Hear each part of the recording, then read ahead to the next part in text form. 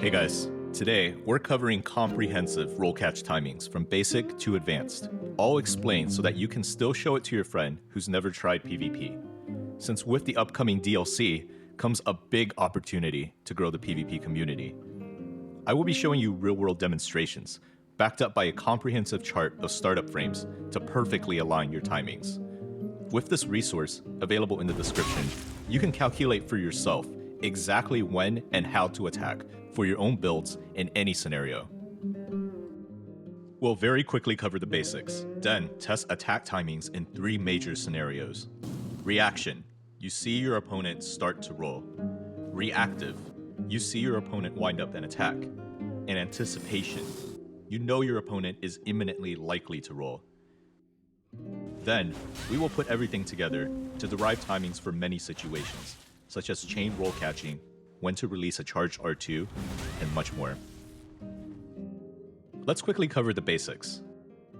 On a 30 FPS monitor, immediately upon medium rolling, you are invincible for 13 frames, then vulnerable for 8 frames before you can roll again.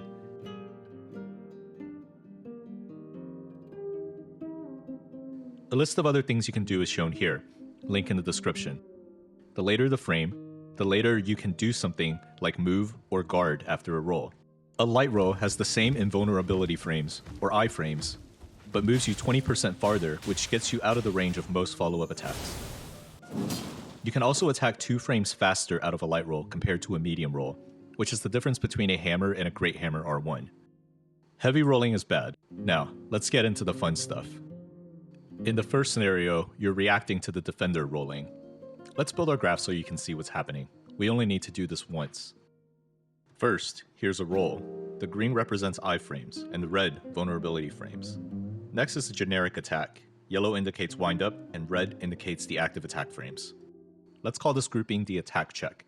If the reds line up on any frame, the attacker reports a successful hit. No other checks happen if the attack check fails. Next, let's graph the defend check, which only occurs after a successful attack check, and determines if you actually take damage and stagger. Making this will look strange, so bear with me. Here is a roll in real time. Let's assume your latency is 70 milliseconds on Elden Ring's peer-to-peer connection. It takes half that time, 35 milliseconds or 1 frame, to update on your opponent's screen. Now, say your opponent connects an attack here.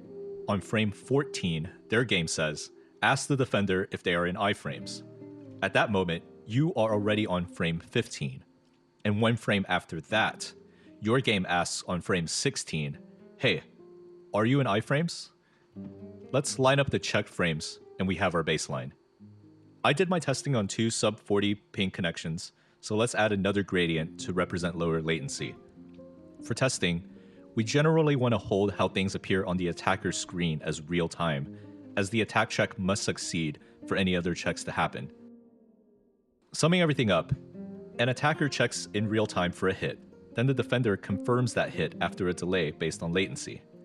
Basically, an attack succeeds if on any frame, all 3 red bars line up. If only the attack bars line up, on-hit effects like frostbite are applied, but no damage or stagger results. Now, let's graph our attacks based on the attacker's screen. From seeing the start of a roll, assume there are 7 frames before you can react to it, based on average human reaction time.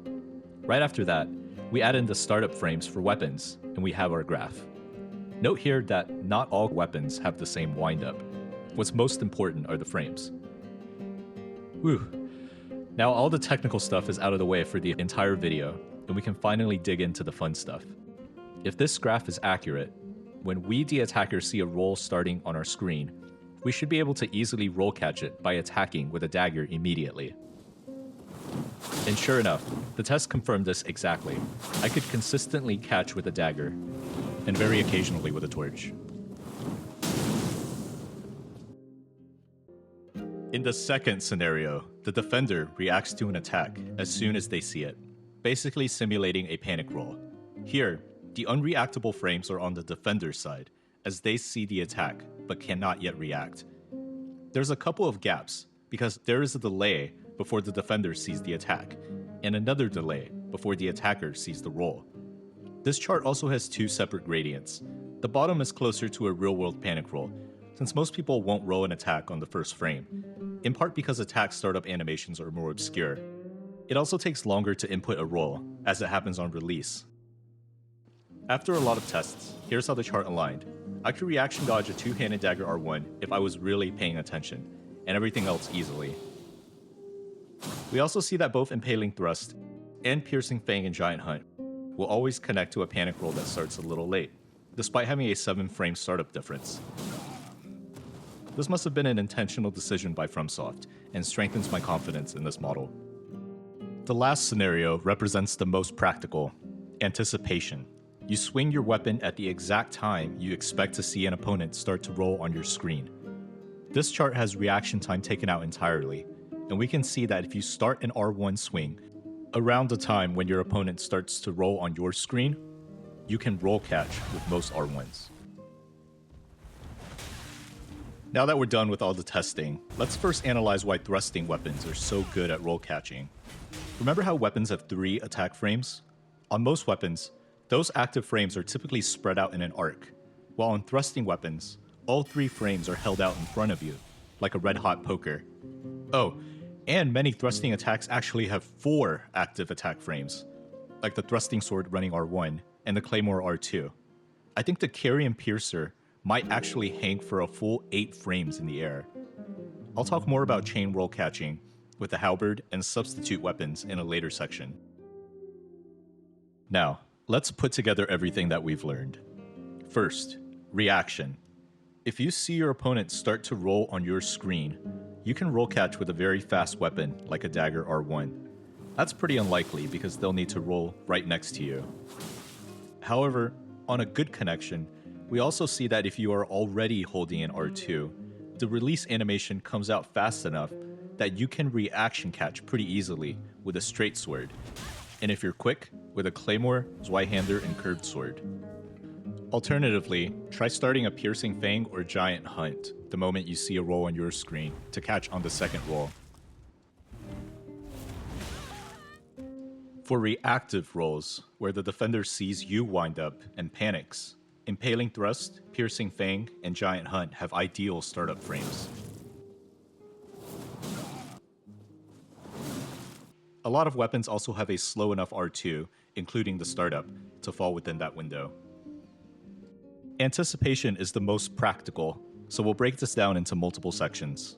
Section 1, Chaining Roll Catching. The halberd is uniquely good at chaining because it has 2 important ingredients.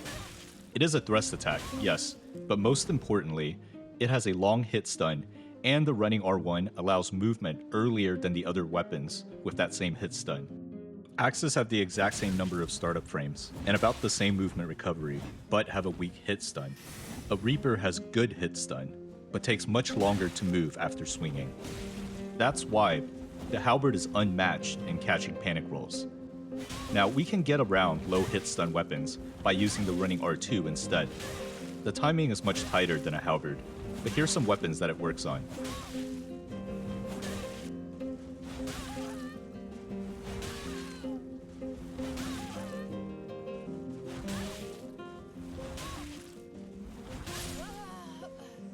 We also see that a greatsword running R2 takes just a hair too long before you can move again.